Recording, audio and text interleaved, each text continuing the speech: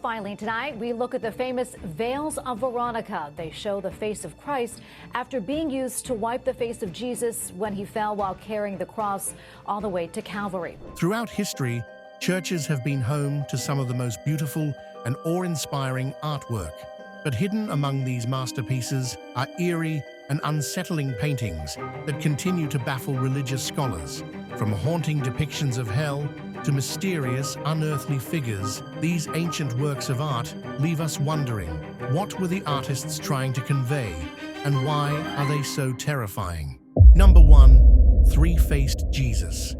The Threefaced Jesus, also known as the Tricephalos, or Trinity icon, is one of the most intriguing and enigmatic images in Christian art. This depiction, found in some medieval churches, shows Christ with three faces, each looking in a different direction. The image has long fascinated and puzzled scholars and theologians alike, as it departs significantly from traditional representations of the Holy Trinity. One theory suggests that the three faces symbolize the Trinity, Father, Son, and Holy Spirit, united in one being. However, this interpretation has been controversial, as the image was condemned by the Church in various councils for potentially leading to misunderstandings of the Trinity's nature. Some art historians believe the three-faced Jesus may have roots in earlier, pre-Christian representations of divinity, where multiple faces signified omniscience and omnipresence. Another interpretation sees this image as a visual expression of the medieval belief in Christ's all-seeing nature, emphasizing his role as the ultimate judge and observer of humanity. Number 2. Doom painting. The Doom painting in St. Thomas's Church, Salisbury, is a chilling example of medieval religious art, vividly portraying the Last Judgment with an emphasis on the terrifying fate of the damned. Unlike the more hopeful depictions of salvation common in church art, this mural focuses heavily on the horrors of hell. The scene is dominated by Christ as the judge, but it is the lower section that draws the eye with its graphic depictions of sinners being dragged into the fiery depths by grotesque demons. The figures are depicted with expressions of sheer terror, their bodies twisted in agony as they face eternal punishment. The imagery is stark and uncompromising, designed to instill fear and remind viewers of the consequences of sin. Number 3. The Triumph of Death. Peter Bruegel.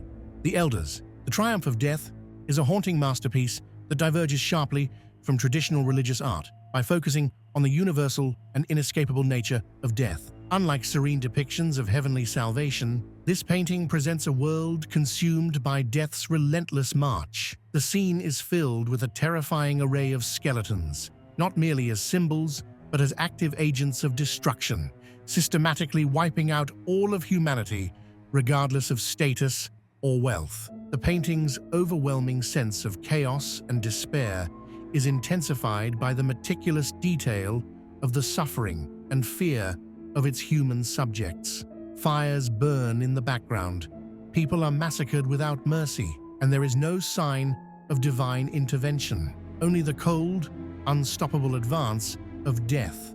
The sheer scope of the devastation depicted is what makes this work so terrifying, as it confronts viewers with the brutal reality of mortality, stripped of any comforting religious context. Number 4. Martyrdom of St Bartholomew.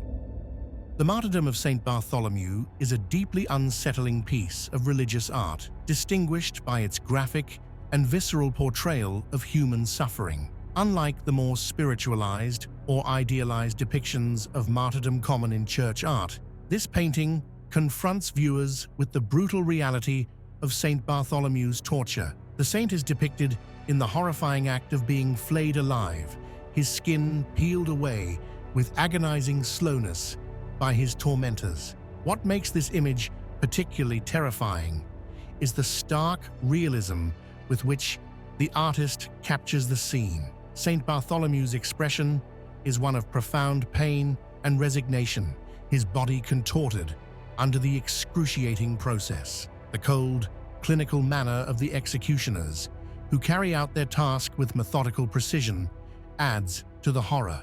This depiction does not shy away from the physical and emotional agony of martyrdom, making it a powerful and disturbing visual reminder of the extreme sacrifices made by early Christian martyrs. Number 5. Garden of Earthly Delights. The Hell panel from Hieronymus Bosch's Garden of Earthly Delights is a nightmarish vision that has puzzled scholars for centuries. Unlike typical depictions of hell, Bosch's version is filled with bizarre, surreal imagery that defies conventional explanation. Some theories suggest that Bosch was illustrating the unpredictability of divine judgment, where sinners are subjected to unimaginable and chaotic tortures. Others believe the panel is a commentary on human folly, with each grotesque figure representing a different sin, warning of the moral decay Bosch perceived in society. There's also speculation that Bosch drew from esoteric or mystical sources, possibly influenced by heretical beliefs, to create a hell that's more psychological than physical, a place of spiritual torment, reflecting inner corruption. Number 6. The Temptation of St. Anthony. The Temptation of St. Anthony by Matthias Grunewald is a haunting portrayal of spiritual struggle, filled with nightmarish imagery that has sparked numerous theories. Unlike traditional depictions of saintly visions, Grunewald's version is intensely graphic, showing St. Anthony being tormented by grotesque, demonic creatures. Some scholars suggest that the painting reflects the intense psychological battle between faith and despair, with the demons symbolizing inner fears and doubts that plague the saint. Another theory is that Grunewald was illustrating the real-world horrors of the time, such as the plague and social turmoil, using the demons as metaphors for the physical and spiritual suffering that people endured. The surreal, almost hallucinatory quality of the demons has led some to speculate that Grunewald was influenced by medieval mysticism, using the painting as a visual exploration of the soul's struggle against evil. Number 7. The Dance of Death. The Dance of Death is a chilling medieval motif that appears in various churches across Europe, vividly portraying the universality of death. Unlike typical religious art that offers solace or salvation, the Dance of Death depicts skeletal figures leading people from all walks of life, kings, peasants, clergy, into the grave. This imagery reflects the harsh realities of the time, particularly the Black Death, which decimated populations and made death an omnipresent force. Some theories suggest that the Dance of Death was a form of moral instruction, reminding viewers that death spares no one, regardless of status or virtue. Others believe it was a response to the social upheaval caused by the plague, serving as a grim reminder of mortality and the futility of earthly pursuits. The eerie, almost playful nature of the skeletons in these artworks adds a layer of dark humor, making the inevitability of death both terrifying and strangely familiar. Number 8. Gent Alterpiece.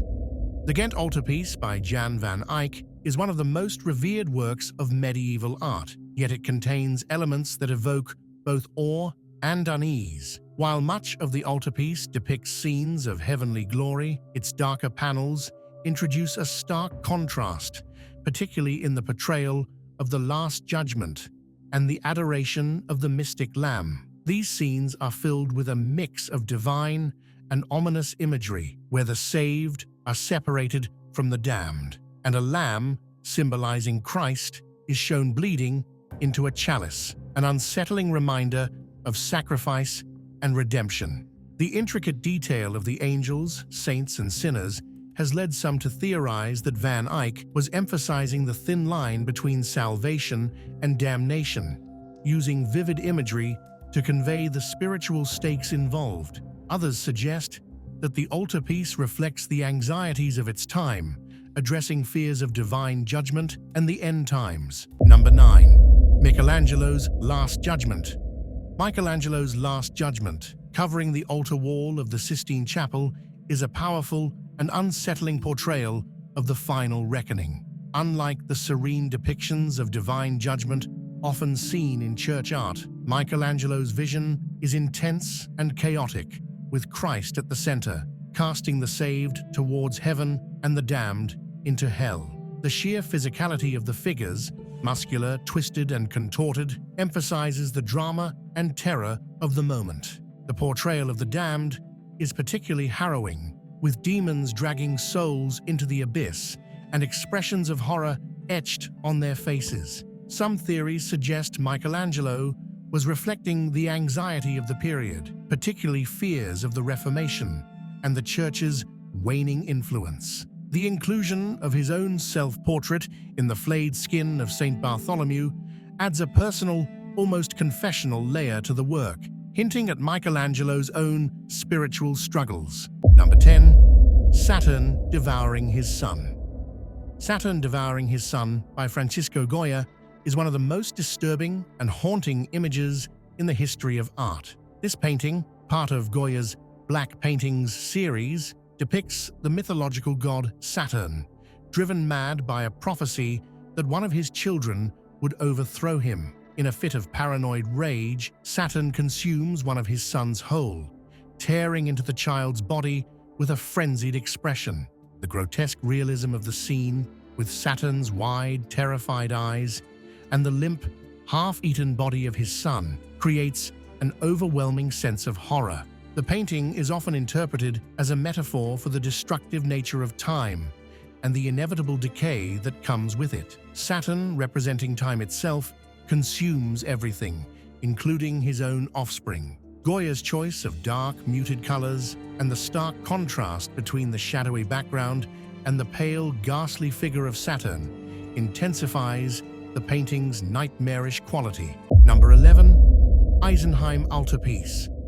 The Eisenheim Alterpiece by Matthias Grunewald is a deeply unsettling masterpiece that confronts viewers with the visceral reality of suffering and death.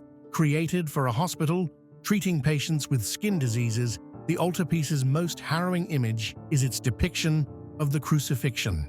Christ's body is shown in excruciating detail, covered in sores, twisted in agony, and marked by the brutality of his torture. This grotesque realism is unlike typical depictions of the Crucifixion, which often emphasize the spiritual over the physical.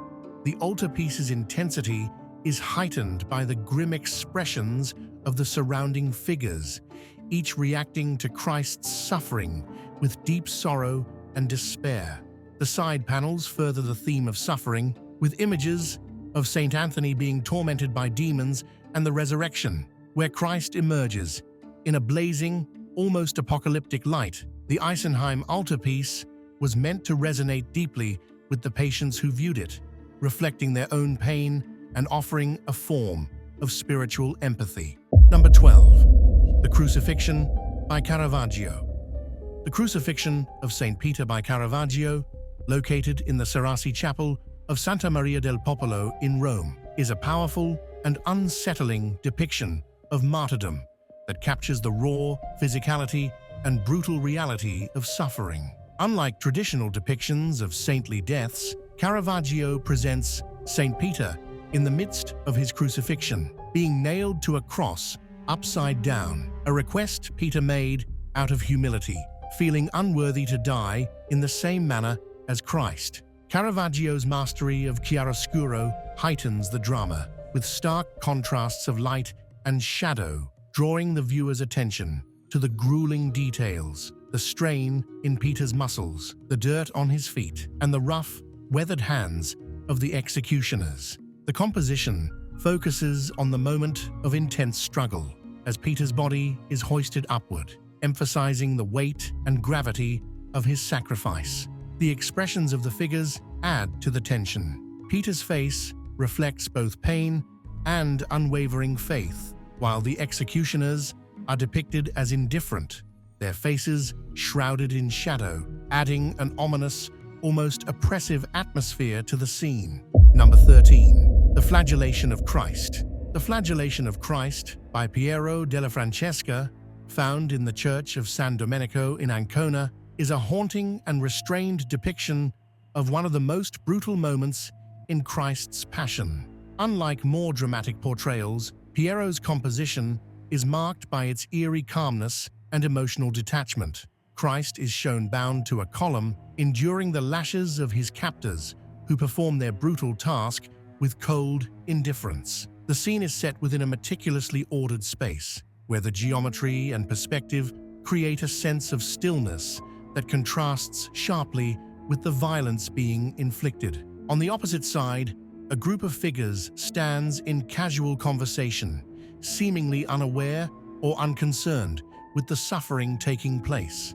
This stark division between the tormented Christ and the indifferent bystanders creates an unsettling atmosphere, highlighting the apathy of the world in the face of injustice and suffering. Number 14. Massacre of the Innocents. The Massacre of the Innocents, by Peter Paul Rubens, displayed in the Church of St Paul in Antwerp, is a vivid and harrowing depiction of King Herod's brutal order to kill all male infants in Bethlehem.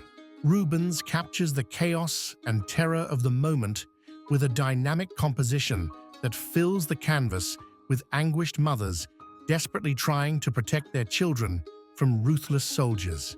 The scene is a whirlwind of violence and despair, with figures locked in a desperate struggle for survival.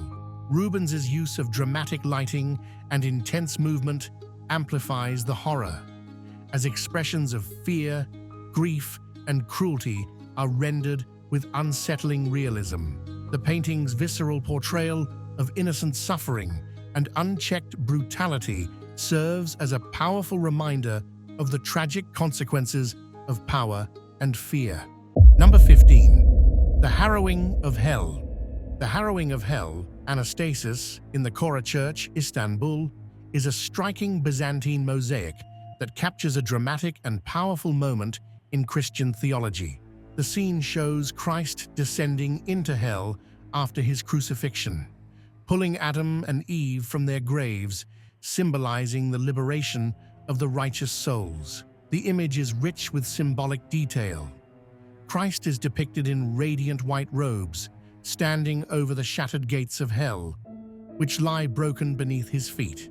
One intriguing theory suggests that the shattered locks and chains represent the defeat of death and sin, reinforcing Christ's victory over the forces of evil.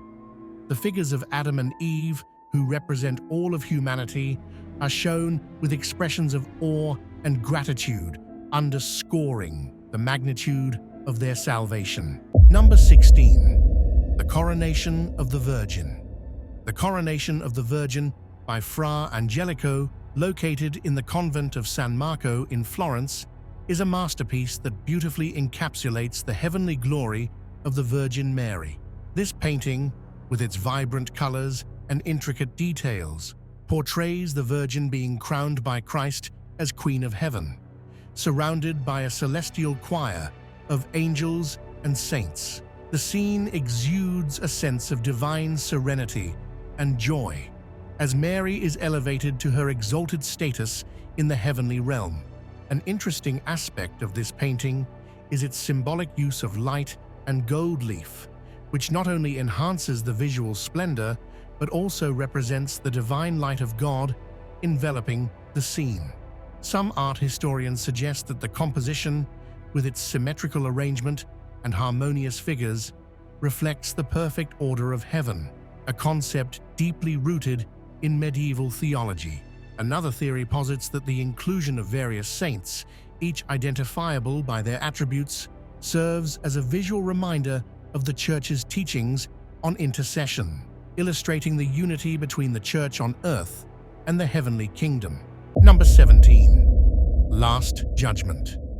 Giotto's Last Judgment in the Scrovegni Chapel, Padua, is a striking departure from typical church art, characterized by its intense depiction of divine retribution.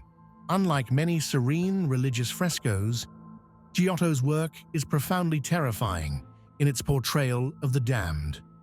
The lower section of the painting is dominated by hellish scenes where demons, rendered with unsettling realism, torture sinners in gruesome ways. The stark contrast between the calm, ordered heavens above and the chaotic, violent inferno below amplifies the horror. The figures in hell are contorted in agony, with despair etched into their faces, making the scene deeply unsettling. Giotto's attention to detail in the depiction of suffering and the relentless nature of the punishments mark this work as particularly horrifying.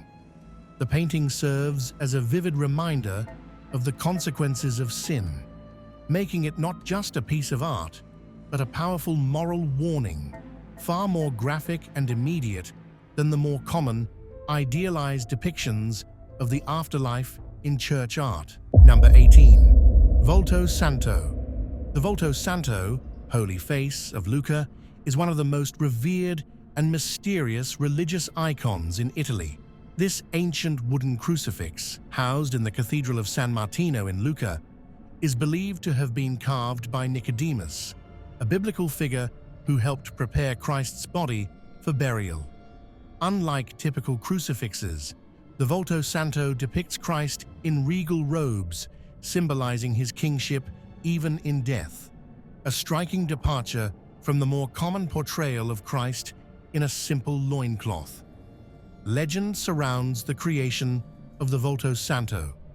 According to tradition, Nicodemus carved the body but left the face unfinished, fearing he couldn't do justice to Christ's likeness. Miraculously, the face appeared overnight, believed to have been completed by an angel. This miraculous origin story has only deepened the icon's significance.